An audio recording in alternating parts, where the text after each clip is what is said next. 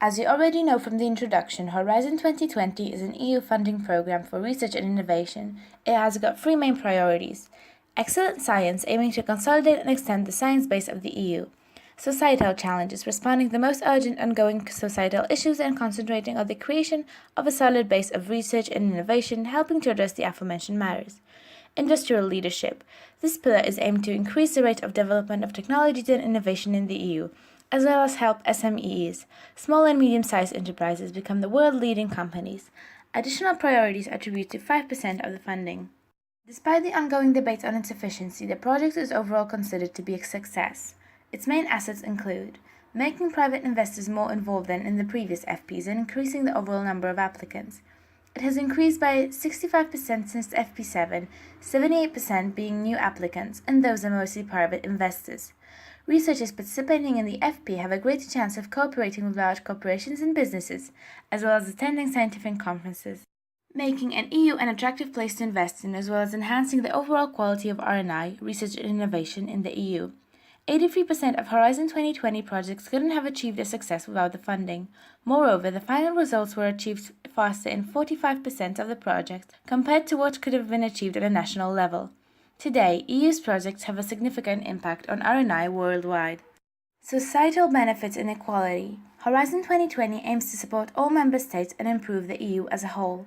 Projects such as Supreme, Compare, and Queen are introduced, concentrating on emphasizing the need of equal performance of member states in terms of sustainability, preventing disease outbreaks, or ensuring economic and employment growth in the EU as a whole. Several sources point out the simplification of Horizon 2020 compared to the previous FPs. It is far easier to follow and join, hence it drags more attention and seems appealing to a larger number of researchers. Nevertheless, there are several areas that need improvement. Those are pointed out by the European Commission's evaluation on Horizon 2020 itself.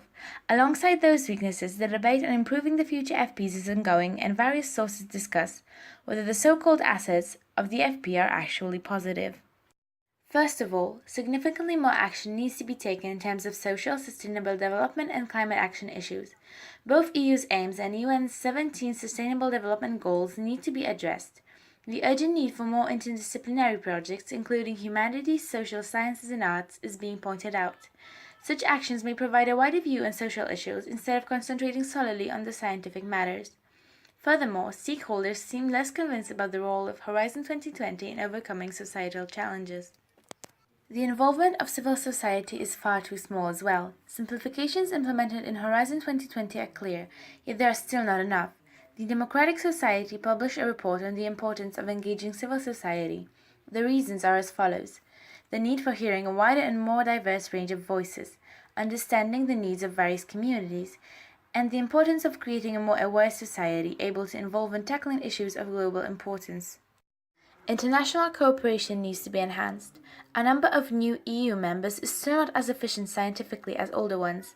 Participation in the FP is far from being equal as well. Significant oversubscription.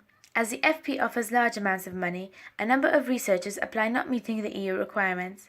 This not only makes the process of evaluating and granting tough, but also discourages prospective participants from applying. Moreover, the project's creators believe that Horizon 2020 suffers from underfunding. The minimum funding for FP9 is said to be 120 billion euros. Due to the urge of simplifying the granting process and tackling the issue of oversubscription, ways of evaluating applications seem to be unsatisfactory. It is often unclear, and as time-saving as it is, by many it is said to be unfair. In the 8th edition of the EU's FPs, 3 experts evaluate the project separately. In many cases, one negative review may bring the project down, although the 2 other may be positive, and a transparent discussion could have had the power to change the outlook of the first evaluator.